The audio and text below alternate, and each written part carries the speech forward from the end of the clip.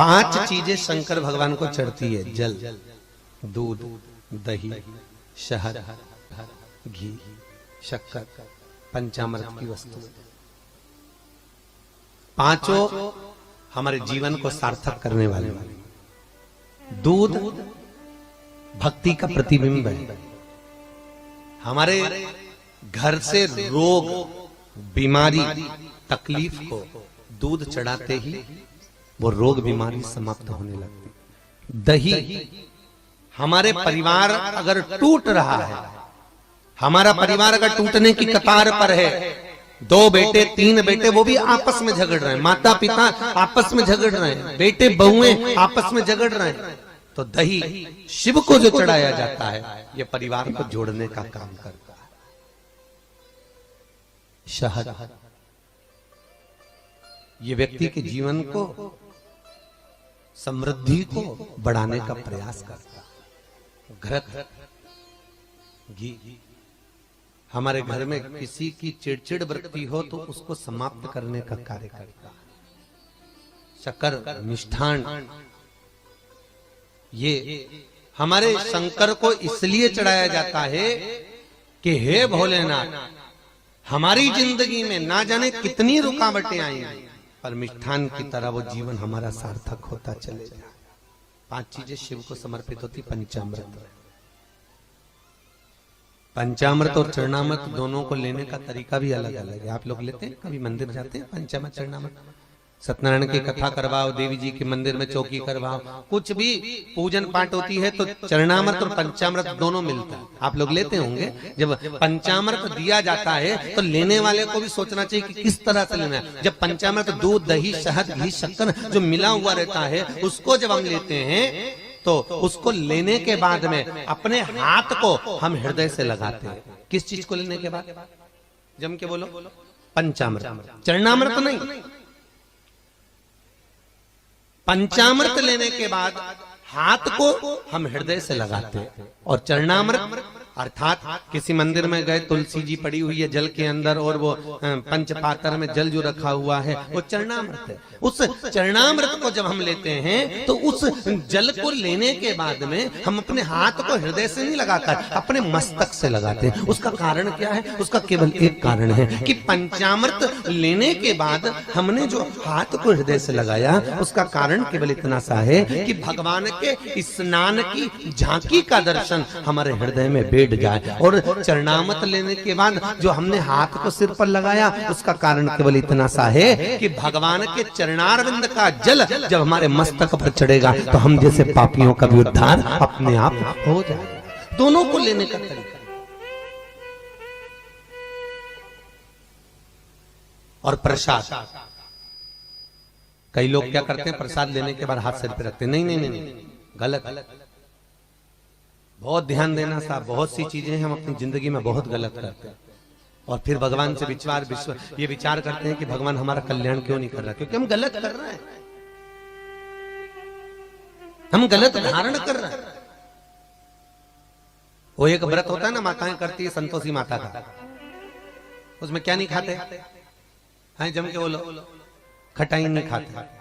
अच्छा ईमानदारी से बोलो, तुम 16 सोमवार शुक्रवार करे तुमने संतोषी माता के, तुमने 10 शुक्रवार करे संतोषी माता के, और संतोषी माता ने तुम्हारी नहीं सुनी तो तुम जगत में कहोगी बताओ माता जी के हमने तो व्रत करे और माता जी ने हमारी नहीं सुनी। पर तुमने व्रत करे तो करे कैसे? तुमने धारण तो करा कि शुक्रवार को खट्टा नहीं खाना है, पर संतोषी माता के व्रत को तुमने अच्छे से धारण नहीं करा। तुमने उसमें पढ़ा कि खट्टा मत खाओ, पर संतोषी माता के व्रत को अगर अच्छे से धारण करोगी, गणेश जी की बेटी है संतोषी,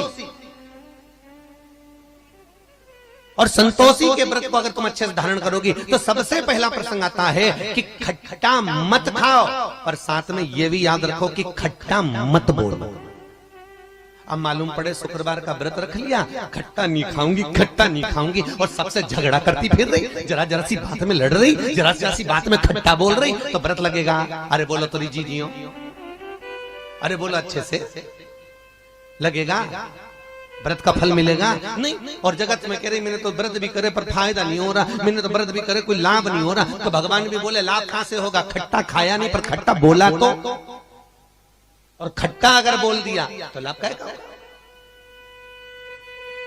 उसका भाव कहां? अब शंकर जी की बात लेके, शंकर जी के मंदिर में गई, वहीं का लोटा, वहीं का पानी, वहीं का महादेव उठा उठा के चढ़ा रही है, तो तेरे को कोई फायदा होगा? अरे बोलो तो जरा जम के। लोटा बेचारा, वो कलश किसी दूसरे का, पानी किसी दूसरे ने भर के रखा बाल्टी में, तो कहोगे महाराज जी वो चढ़ाने के लिए तो रखा था, तो था तो दूसरे का, मेहनत किसी दूसरे ने करी, बिजली चालू करके लाइट वाले के बिल बनाकर उसने पानी भरा, दूसरे का पानी, दूसरे का कलश, और तुम बड़े प्रेम से उठा के चढ़ा दोगी तो तुम्हें कोई फायदा मिलेगा? कई कई माताएं बड़ी चतुर होती है, कोई पीपल का पेड़ का पूजन हो, कोई आंवले का पूजन हो, कोई बड़गद का पूजन हो, किसी भी देवी देवता का पूजन करने, थाली लगी लगाई मिल जाए, किसी की लगी लगाई थाली मिल गई, रोली कोकू हल्दी मोहंदी सब रखा, सब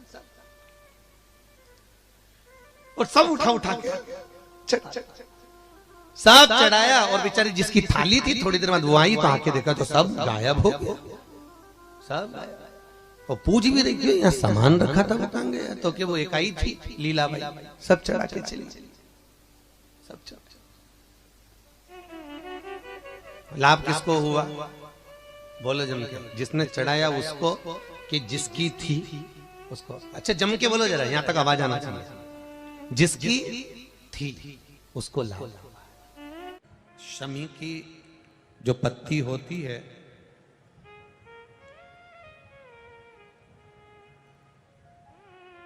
शमी की जो पत्ती होती है,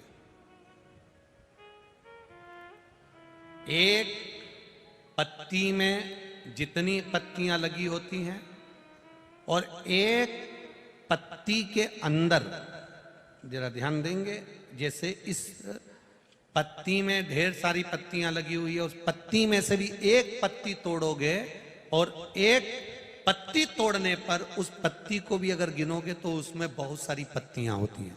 आज प्रयास करना, अगर कहीं आपको शमी की पत्ती मिले तो जैसे ये पत्ती, इस पत्ती को तोड़ा गया, इस पत्ती में से एक पत्ती निकाली गई और एक पत्ती निकालकर आप धीरे से रखना, और उसमें भी बारीक बारीक बारीक बारीक बारीक बारीक बहुत सारी पत्तियां नजर आती हैं। शिव महापुराण की कथा कहती है, जो सोमवार की अष्टमी हो या प्रदोष का व्रत हो या 12 महीने की शिवरात्रि हो या किसी भी दिन प्रदोष काल के अंतर्गत शंकर भगवान को एक शमी का पत्ता कोई भूलवश भी समर्पित कर देता है, तो जितनी एक पत्ती में पत्तियां होती है और उस पत्ती के अंदर भी एक पत्ती को तोड़ने के बाद जितनी पत्तियां होती है, उतने जन्म मृत्यु लोक में मनुष्य के नहीं होते, 84 लाख योनियों में से वो योनियां कट जाती हैं और देव योनि प्राप्त हो जाती। एक शमी पत्र की इतनी महत्वता है, एक शमी पत्र। कितना सुंदर कहा है। जब जिंदगी बहुत संघर्ष में चल रही हो, बहुत दुख का जीवन चल रहा हो, बहुत कष्ट का जीवन चल रहा हो, बहुत कष्टमय जीवन चल रहा हो, तब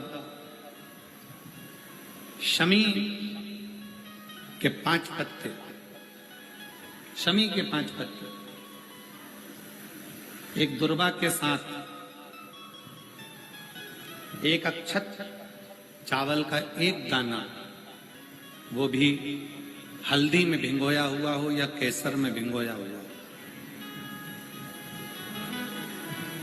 शमी पत्र 5, एक दुर्वा, एक चावल का दाना, जो दिल से हृदय से बेलपत्री के वृक्ष के नीचे पार्थिव लिंग का निर्माण कर कर मट्टी का शिवलिंग बनाकर प्रदोष काल में, मतलब शाम के समय पर शिवलिंग बनाकर उस पे जल चढ़ाकर, जो ये 5 शमी का पत्र, एक दुर्वा और एक चावल का दाना, अपनी कामना कर कर, जो दुख चल रहा है बाबा से विनय कर कर एक एक पत्ता जब समर्पित कर दे, फिर एक दुर्वा समर्पित कर दे, फिर एक चावल का दाना समर्पित कर दे और बाबा का वहीं पर पुनः विसर्जन कर दे, 3 महीना तो जाने दो, 15 दिन के अंदर वो दुख कटता जरूर है, चाहे कोई भी दुख।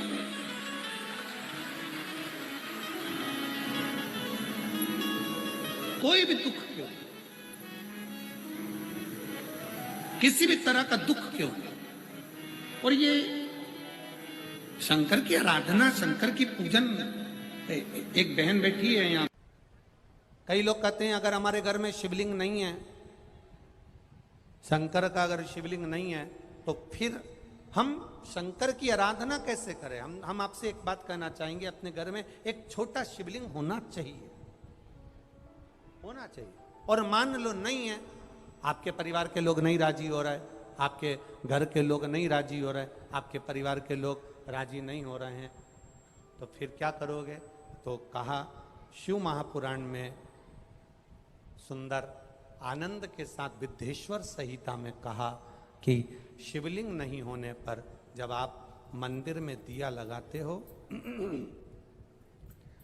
मंदिर में जब दीप लगाते हो, मंदिर में जब दिया जलाते हो, प्रज्वलित करते हो, मंदिर में जब दीप लगाओ तो दीप की जो ज्योति होती है वो भी शिवलिंग की आकृति की होती है। तब उस समय पर ज्योतिर्लिंग का स्मरण करो और अपना कार्य सफल करो। अगर शिवलिंग गला पकड़ रहा है, अगर शिवलिंग मान लो शंकर का शिवलिंग हमारे पास में नहीं है, शंकर का शिवलिंग हमारे पास में नहीं है, तो ज्योतिर्लिपि रिंग की भी आप आकृति कर बनाकर उसकी पूजन कर सकते। ज्योतिर्लिंग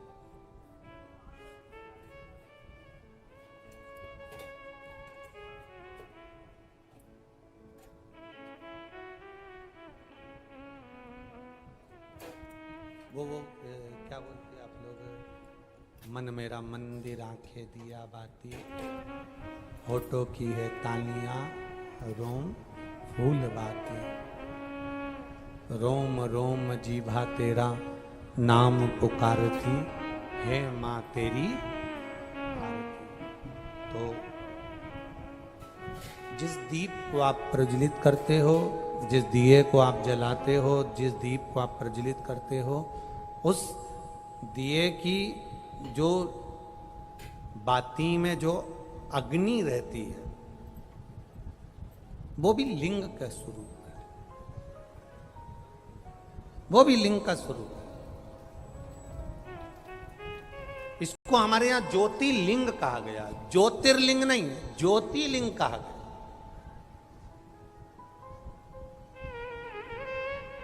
कि एक ज्योति में भगवान शंकर की आराधना करना, भगवान शिव की स्तुति करना, भगवान शंकर की आराधना में डूबना, एक ज्योति के प्रतिबिंब में, एक ज्योति के स्वरूप में। कभी जिंदगी में मौका मिले तो 5 दुर्बा, कितनी दुर्बा जम के बोलो जरा, 5 दुर्बा 1 बेलपत्र। कभी अगर मौका मिले जीवन में, 5 दुर्बा 1 बेलपत्र, 1 अक्षत, 1 चावल का दाना, और तीनों पत्तियों पर लगा हुआ चंदन। बेलपत्र की जो 3 पत्ती होती है, इन तीनों पर लगा हुआ चंदन, दुर्बा, बेलपत्र, चावल का 1 दाना मध्य पत्ती पर रखकर, जब भी आप अपने हृदय से कोई सरकारी गतिविधियों में कहीं फंस गए हो, सरकारी कोई केस चल रहा है, कोई सरकारी चीजों में अगर तकलीफें आ रही हैं, तो शिव का नाम लेकर आप अपना कर्म जरूर करना, मेहनत जरूर करना। कर्म के साथ में शंकर पर विश्वास रखकर 1 अक्षत का दाना, 1 बेलपत्र, 5 दुर्बा हाथ में लेकर शिव का स्मरण कर कर श्री शिवाय नमस्तुभ्यम कहकर, अगर श्री शिवाय नमस्तुभ्यम भी नहीं कह सकते, पंचाक्षर मंत्र नमः शिवाय, षडाक्षर मंत्र ओम नमः शिवाय, या फिर श्री शिवाय नमस्तुभ्यम बोलकर शिव को जो स्थान आपको बताया है, स्थान देखा है, फिर ध्यान देंगे। अशोक सुंदरी से शिवलिंग के बीच की जो खाली जगह देख रहे हो आप लोग, एलईडीओं पर ध्यान देना। एलईडी और अपने अपने मोबाइल पर अगर आप कथा सुन रहे हो, या यहाँ पंडाल में कथा सुन रहे हो, या आस्था चैनल पर सुन रहे हो, तो वहाँ शिवलिंग, अशोक सुंदरी का स्थान, बीच में जो खाली जगह है, इस खाली जगह पर बेलपत्री और दुर्वा का जो पीछे का भाग है, वो पीछे का भाग अशोक सुंदर की ओर होना चाहिए।